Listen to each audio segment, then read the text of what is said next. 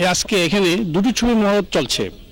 একটি হলো কাজীহাট, ওনার ছবির নাম হলো যাত্রা। আরেকটি ছবির নাম হলো চাই ক্ষমতা, সেটার পরিচালক হলেন শহীদ ইসলাম খোকন। এখানে একটু ব্যতিক্রম, এই ছবি দুটোর প্রযোজক এবং একজন খ্যাতনামা অভিনেতা, তার নাম হলো দীপজল। তার আর বিশেষ পরিচয় দেওয়া আপনাদের কাছে আমার কিছুই নাই।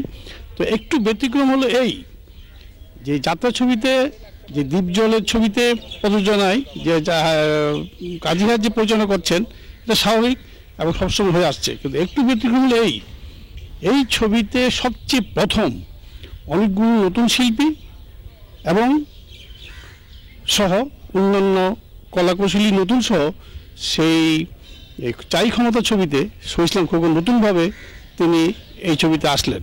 এটার জন্য আমি সত্যি খুব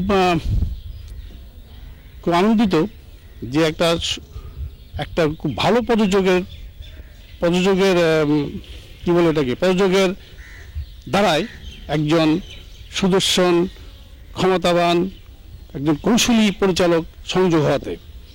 অতএব এখানে আমরা যারা অভিনয় করছি আপনারা সবাই দেখতে পারবেন, অনেক A to Z অনেক আর্টিস্ট এর মধ্যে আছে।